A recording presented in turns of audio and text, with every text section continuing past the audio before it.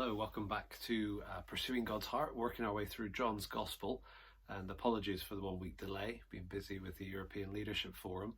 But good to be carrying on with this. And John chapter 11 is the famous chapter, of course, of Jesus raising Lazarus from the dead. And I just want to notice something that comes after that. So down in the final 10, 12 verses of the chapter, the response to Jesus raising Lazarus is huge. And so the Jewish authorities in Jerusalem, just a couple of miles away, have kind of gathered to try to figure out what they're supposed to do. Jesus keeps performing these signs.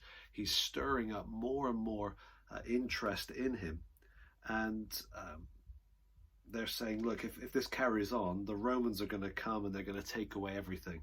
And then verse 49, it says, Caiaphas, who was high priest that year, said to them, "You know nothing at all, nor do you understand that it is better for you that one man should die for the people, not that the whole nation should perish."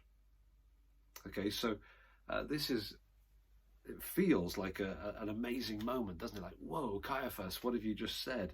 And it says, in fact, that he didn't say this of his own accord, but being high priest, he prophesied that Jesus would die for the nation, and not for the nation only, but also to gather into one the children of God who are scattered abroad.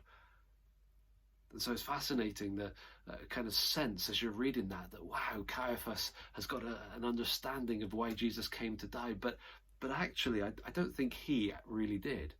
What he said turned out to be way more true than he realized.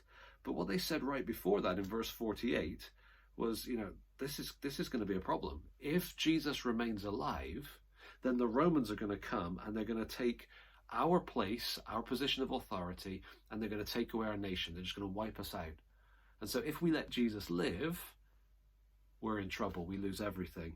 And so from that day on, verse 53, they made plans to put Jesus to death. Caiaphas wasn't saying, he wasn't having a funny 5 minutes getting all spiritual and believing in Jesus. He was absolutely convinced, if Jesus stays alive, we lose everything. But if that one man dies, then our place is secure, our nation is safe. So from his perspective, it's the same, business as usual. Jesus must die. That's been the determination since chapter 5 in John's Gospel. But from the perspective of the reader, from the perspective of God, he spoke better than he realized. Like, whoa, how amazingly true is that? One man dies to save us all. And so that's a fascinating little moment at the end of the chapter. In the next chapter, they get together and come up with an even more amazing plan. But I'll let you read chapter 12 and see what they come up with.